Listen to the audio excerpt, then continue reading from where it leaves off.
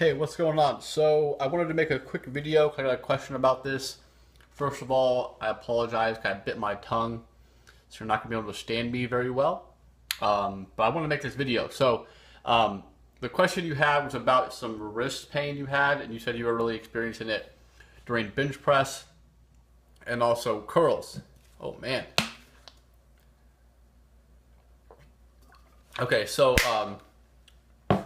it could be kind of vice versa. Like it could be an issue while you're doing curls, and then it's you're doing the damage when you're doing curls, and you're going back to bench press, and it's just aggravating it.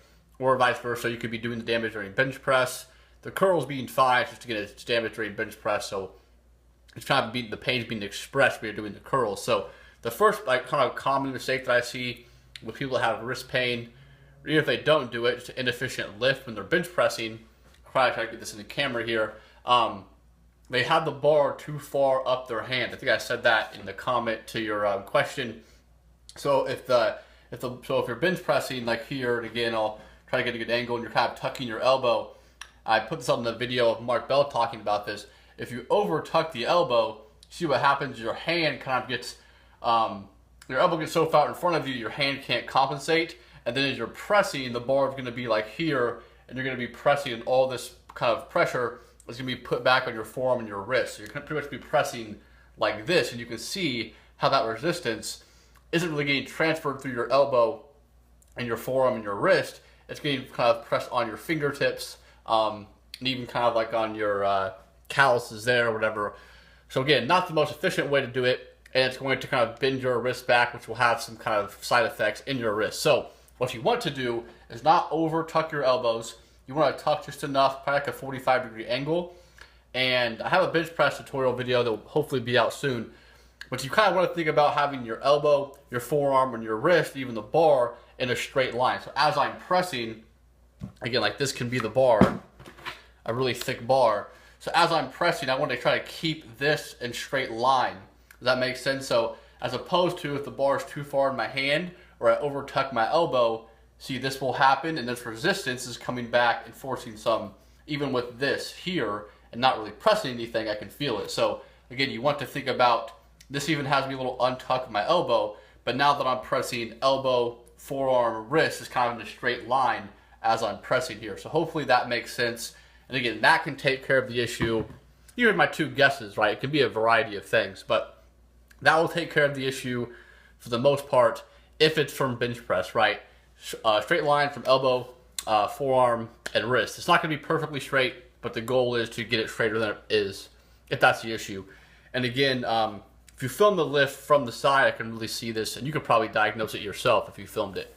Second thing is, you mentioned curls, right? So my guess is probably from bench press, and you're probably just having the pain expressed when you're doing curls.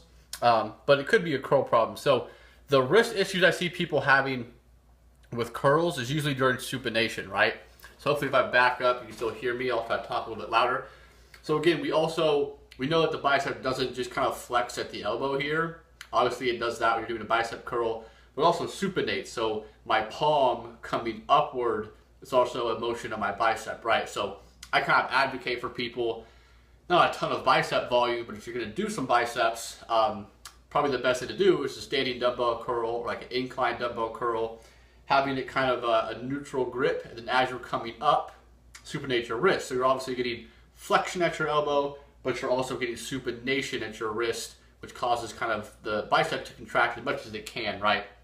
The problem is, again, your supination doesn't need to be crazy, right? So my arm, if you can see this, hopefully with the light, if my arm is being flexed here, if I supinate it so my palm is up, that's probably the much I'm going to get as far as my contraction of my bicep. A lot of people have the idea that they need to either twist completely, right, like a pinky.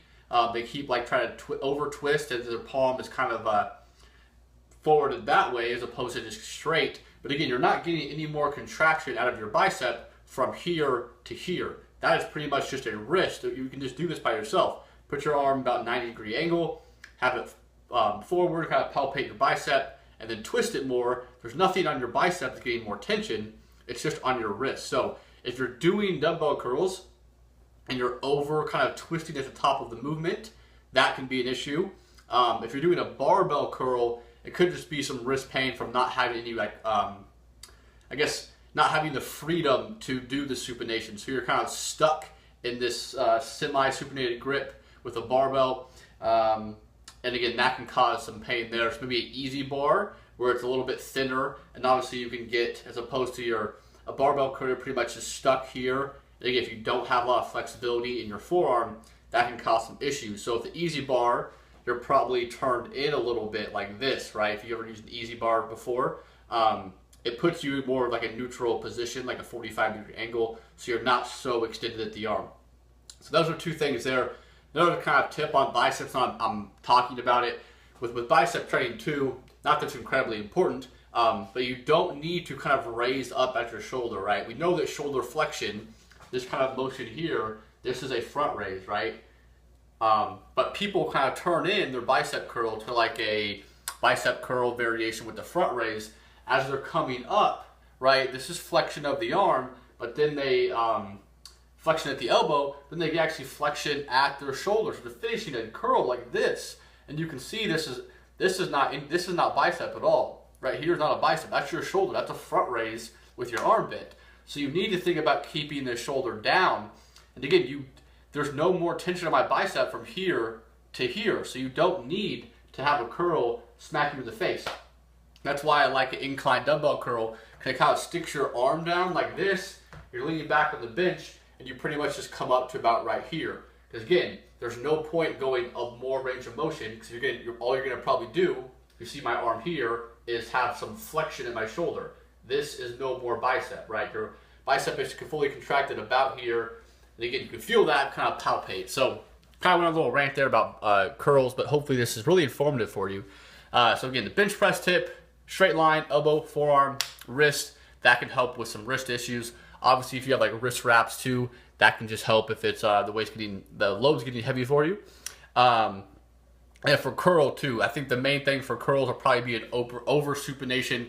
You're twisting your arm too much at the top. And then again, if you're doing barbell curls, maybe switch to a dumbbell for some more kind of just kind of a free movement, or maybe even an easy bar curl to put yourself in a more neutral position as opposed to like a fully supinated position that's forced with the barbell. So hopefully that was some good info for you. I'll post this on the Photocracy group wall so everyone can see it, and I'll probably just have it like unlisted on YouTube as well. So hopefully that answers your question. Sorry about the lisp and the bit tongue, but I did my best. See you later.